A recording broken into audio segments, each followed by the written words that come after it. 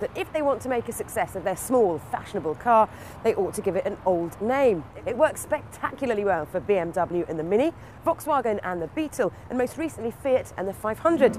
Well, now Citroen wants a piece of the action, not with the 2CV, but with the DS. Citroen. The DS, French for goddess, and it's one of Citroen's most revered cars. Introduced in 1955, it came with groundbreaking looks and revolutionary technology like disc brakes, headlights that go round corners and ultra-comfy hydro-pneumatic suspension. It was so well received that after its first day on display at the Paris Motor Show, Citroën had received over 12,000 orders. 55 years later, the goddess is back, sort of.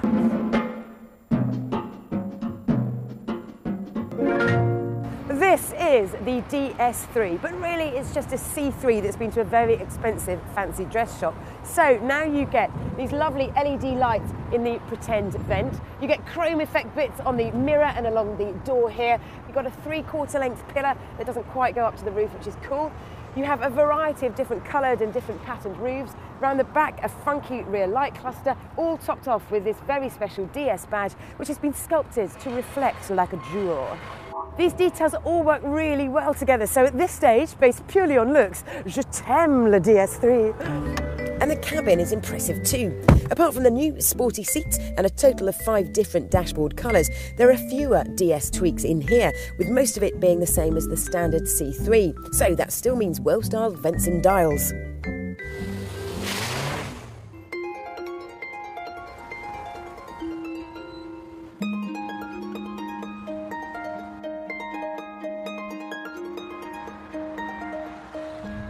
This car is not an attempt at recreating the iconic DS badge. I mean, you couldn't recreate Marilyn Monroe, no. So this car is all about being a premium brand, the creme de la creme of Citroen's model lineups.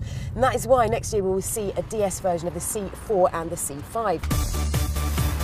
There are 3 trim levels: Design, D-Style and D-Sport, each to varying degrees of French plushness. This is the most expensive D-Sport. It comes with 17-inch alloys, twin exhausts, Bluetooth and a fancy hi-fi, all as standard. It's also got the most powerful engine, a 1.6 litre 150 brake horsepower unit, which is good to 62 miles an hour in 7.3 seconds.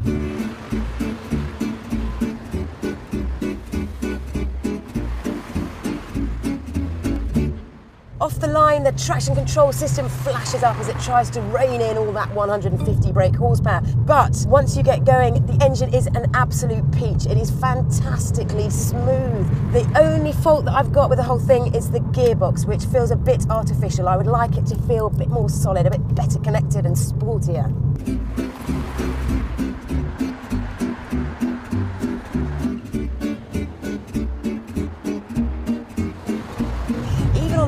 Cobbled roads, the ride is pretty impressive. Citroen has also worked very hard in the acoustics of this car, and they have done a great job. The soundproofing is superb. It's a very refined and grown-up feel.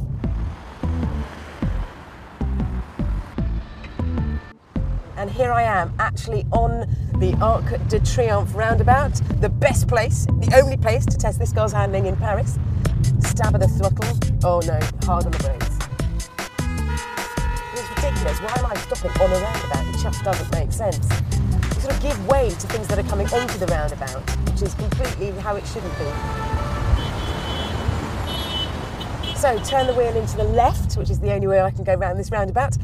And the steering is not quite as crisp and as tight as it is in a Mini, which is incredibly sure-footed. So there's a little bit more sort of body roll in this car than in a Mini. No bad thing.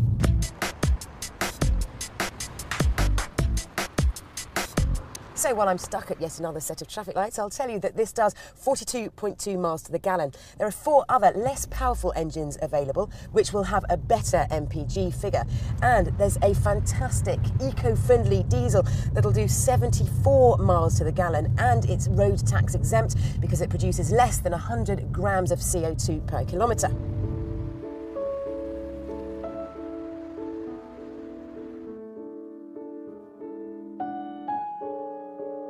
It's pretty practical and spacious too, and prices range from 11,700 to 19 grand fully loaded.